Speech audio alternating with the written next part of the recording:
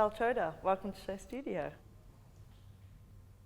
For the last couple of days, I've been with various students, various groups, really trying to chew this over. And yesterday we had a lecture from Caroline Evans, a friend of Show Studio, and she talked to the students through the 100 years of fashion shows.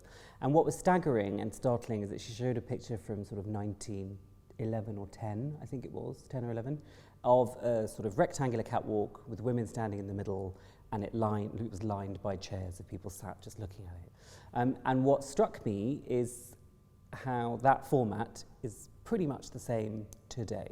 So the question I had for the students, the question I have for all of us is actually, what does innovation look like? What do we expect fashion shows to look like if they haven't really changed in 100 plus years as a format? And I think that in some ways shows some of the conservatism of fashion and of each generation that comes up wanting to conform to the standard of what came before. And I think that sort of held us back. And you're absolutely right, during the pandemic, we all believed or wanted to believe, probably really naively now, looking back at it, that things would really change or that sort of grand lessons would be learned. I don't necessarily think it's innovative, but nor do I think it's trying to be. I think it served its purpose, which was to be something that, it went viral. But it would naturally go viral anyway. Did I think it was clever? Maybe that's a bit of a stretch. I thought it made sense. It almost was so well pitched and well done as an idea for that brand that it didn't interest me. I think this is my frustration with it. Of course, I think, and some writers have really kind of taken umbrage at the way it treats a woman's body, what it says about fashion, what it says about feminism, what it says about performance, and all of those things. And yes, I think you can really pick it apart. But as a basic animal, sort of, here's this presentation of this thing happening that you can all film for a bit, I thought it made a lot of sense. I think what saddened me is that the technology it was showcasing has been around for a decade. So I think that's where it sort of missed something for me. But again, it goes back to what the fashion show is, who it's for, the millions of people online that are comparing it to Alexander McQueen's shows and performances are absolutely right to do so. It's for them. And I think that's also something that I'm really fascinated in, is how tired and jaded those of us that work in fashion can very easily become, because we've seen everything before, or we've seen these things happen and we think that they don't mean anything. But McQueen hasn't existed in the way that we might reference it, in this showcase anyway, for the young people that got excited about Bella Hadid at Coperni, This is their moment. Yeah, I think so, but I think sometimes it could just look cool. I think there's something interesting in our inability to accept something that just looks cool. And by our inability, I mean perhaps the people who work in the industry, and that's our job to sometimes understand. Sometimes we just miss that. We, as I say, want it, expect it, force it to be something else. I think Demna's incredibly smart at almost throwing egg in our faces, because when you try and unpack it, you sound like a fool. You're sort of wasting too much time. But then when he says something very succinctly, you think, oh, it must be about, the state of the ecology or the planet or something. So he's kind of always, you're never really sure what's going on. What I did like, though, is the sort of quite perverse desecration of the sample of the garment, things staining, and there were the stuff getting muddy. That really fascinated me, because it happened in lots of places. At Maximilian's debut at Ferragamo, there was that tasseled bag, and by the time the model had exited, it had all just been stained red at the tips, and I just loved that stuff, because I was like, oh, it's a real thing in the world. It's not this pristine set of tassels. So there was lots of dirt and mud this season, and yes, it could just be the weather, Dal, get over it. But I think it's our job to sometimes take a breath and go, okay, if we've got all these things that we're so used to keeping clean and fresh, and now they're all wrecked and ruined, what might that be telling us about fashion? Well, I think even when Daniel Lee was at Bottega, that was the reason I think people gravitated towards it so much, is because it was about the tactility, it was about the astronomical price point, it was about the difficulty most of us would have in acquiring, let alone touching these things. When I look at something like Bottega, even with what's happening now, is that the fact that people didn't know it was leather, only some people knew it was leather. You know, the fact that the denim jeans are not denim.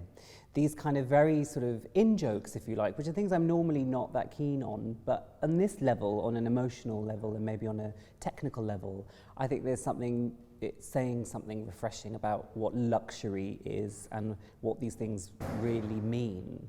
It's ironic that, of course, Bottega ended up, and its accessories became so big that they became almost a kind of a caricature of themselves, and it'd be interesting to see how that kind of is reined in now. I don't know who the customer is. I don't know if they exist in the way that we would assume. So I'm hoping they're hiding in plain sight. But to be honest, based on that collection that was just shown in New York, I really genuinely have no idea who Marni is for. I love Rizzo. I love him, I love how he speaks, I love how he approaches fashion, I love the artistry, I love the poetry, I love this sort of brain fuckery of when he tries to talk about his collection, not tries to talk about his collection, when he talks about his collections, you are left a bit like stunned, because you're like, I don't really know what you've just said, but actually thank you, because I'm going to go and work that out. So there's something in his approach that I'm utterly compelled by and here for, but on a kind of retail level when I see it. But also when you go to the store, a lot of the stuff is quite easy. You know, a lot of the stuff that ends up being in the store harks back to old Marni or the original Marni. You know, you still have those shapes, you still have those big cotton shirts. He's cleverly kind of kept all of the stuff that people go to Marni for.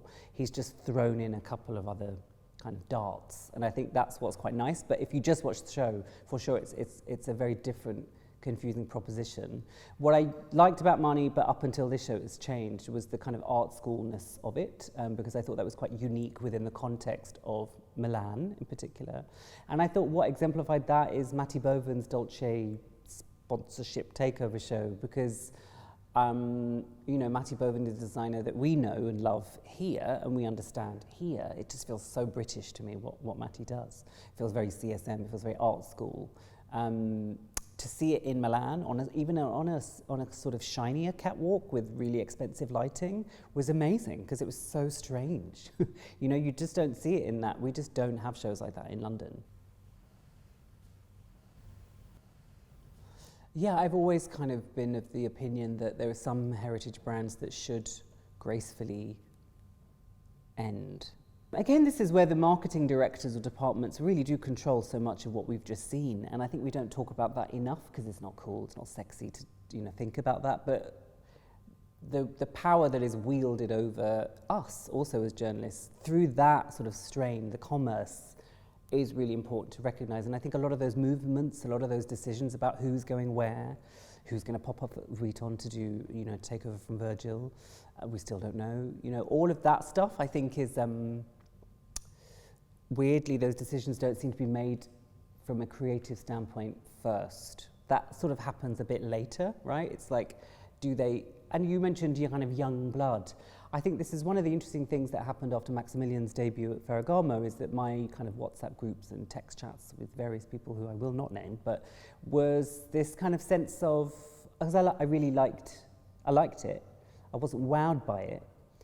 And partly my criticism was it didn't feel very young. And rightly, I was called out on it by a friend of mine who said, well, it's not meant to, But I just did that thing that you also did, is that you get a young person, you think they're going to do young things for young people, but yeah, Ferragamo isn't for young people. I think that's really interesting. We sort of fall into the, well, they must be making for other 27-year-olds. And it's like Maximilian's talented enough to make for 57-year-olds, 87-year-olds. So I think that was my fault, because I looked at it and thought young blood means youth in the clothes, and I don't think it should.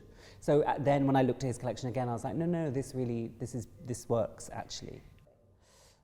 It's a sleeping giant thing. It's like Bally has, people don't talk about Bally. Bally is not part of the fashion conversation, right? So I think this appointment has put it into a fashion conversation, which is great for them. maybe not for us, maybe a distraction for us. I really didn't enjoy the show or the clothes at all. But again, to me it looked like a bit Ralph Lauren. It had this American kind of feel, which of course, you know, the creative director is based and from LA. It had this, I don't know, the styling of it, I didn't understand who those people were. I don't know people like, I can't imagine people like that exist in my reality anyway, but you know, that's a very Eurocentric thing to say. So I didn't get it. But what I will say, I hadn't really realized that a new creative director had been announced there. So when I saw it, I thought something was up. So I was like, oh, what's going on here? Then I did my research, and then I started to piece things together, and then it sort of started to make sense. You know, it started to clear. I sort of understood the references, I understood where it's coming from. And again, this is the joy of fashion. I think we should all be talking a lot more to each other about these things. I think maybe we need a few more seasons to see it settle and to try and understand what it's trying to do. I watched the live stream with Valentino, and perhaps if you watch the video of it now, the bits that I'm about to talk about have been edited out and cleaned out. The idea that a video even, we might watch a live stream of a video 5 years afterwards, but it's not, it's been cleaned up. You know, the bits have been taken, the angles have been smoothed. I think that's important for us to remember. Yeah, I just was horrified by the mess of the production. I just thought not half of the models had difficulty walking, some of them lost their shoes. The pacing as well, some walked slower than others. So you had moments where there were sort of 4 models very closely together and one sort of miles away. I mean, again, friends of mine that were there, I spoke to them afterwards and they corroborated this. It didn't feel any different or better in person. But design-wise, which is again part of is our job to talk about the clothes, I was so bored. I just thought, oh, this is not going anywhere. And that's annoying for me because I love Valentino. I love how it looks. I love those colours. I'm not a massive fan of the pink, but I like how that stuff looks. The people wearing those clothes look so beautiful, so elegant. How could that go wrong? Like, how can that not come across in the show? And it might be a bit unfair to pick on this because it was just the first time that I think Valentino's ever had this. Maybe they have a new production company, maybe the venue was new, maybe there could be any number of stresses at the back, but I do kind of feel at this level, with this much money and this much attention paid, if they could dress 300 people in that pink and get them to the show, why couldn't they just send out the models in the correct order in footwear that they could walk in? I just think it's wrong. I just think, you know, we all are rightly hung up on the representation. We're talking about women's bodies more because it happens more to women, but it's also happening to men. Presentation of women's bodies in that environment, right? It's a very strange thing for us because it doesn't really square with the politics of today and a younger generation. So when we see 60 incredibly thin, incredibly tall women presented in this way, our heckles go a bit up. You know, on Twitter it's all like, oh, this is wrong, this is wrong, this is wrong. So I think the least we can do is make sure that those women look as powerful as possible.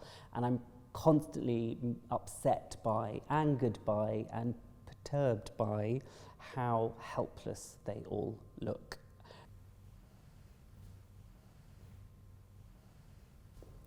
It's wonderful. I mean, it just showcases how utterly bonkers what we do is.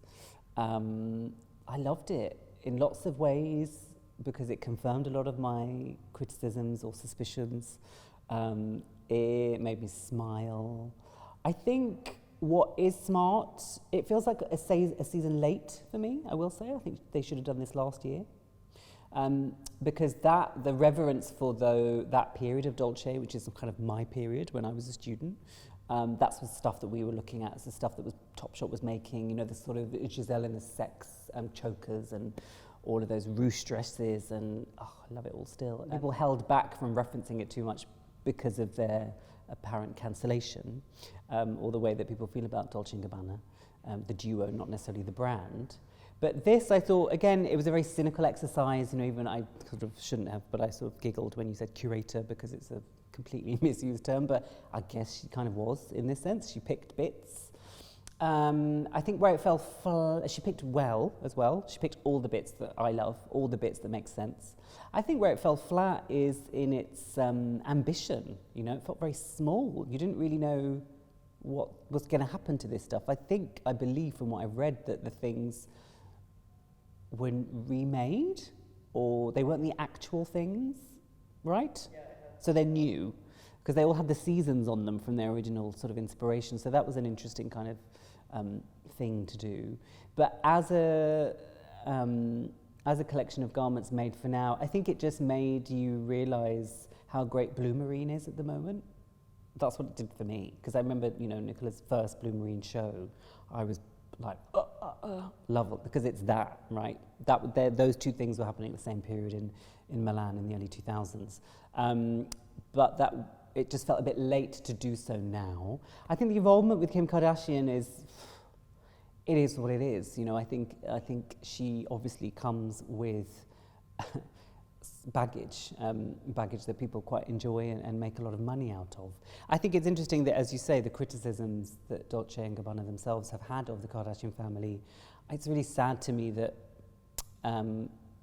Kim and co are not don't have more faith in themselves to be like, no, screw you, we don't want to work with you. I think that saddens me a bit, because all the things that I'm always constantly told, that the Kardashians are sort of very empowered and they're super smart and they're super sort of, you know, we shouldn't patronize them, they're really intelligent businesswomen, all the things I believe they are, sort of felt a bit undone for me. So I was like, why are you doing this? You know, what are you getting out of this? I feel like Dolce and Gabbana themselves got a lot more out of it than the Kardashian clan. That's why, you know, it felt a bit sad in that way, a bit empty. I really enjoyed London this season. It was very sad that it had a pause in it for understandable reasons. I love Chopova so much because it just felt like a fashion show. It had this teenage apathy, had a kind of angst to it. The models were so well cast that it just felt real. I really felt like all of those people weren't going to go backstage and put a Reebok hoodie on and some jeans. I thought that was it. They were just going to get their travel cards and go home. And that's really difficult to do. But it had a sense of polish as well, which we don't normally expect, I guess, or we tend to sort of think it's okay if it's not there.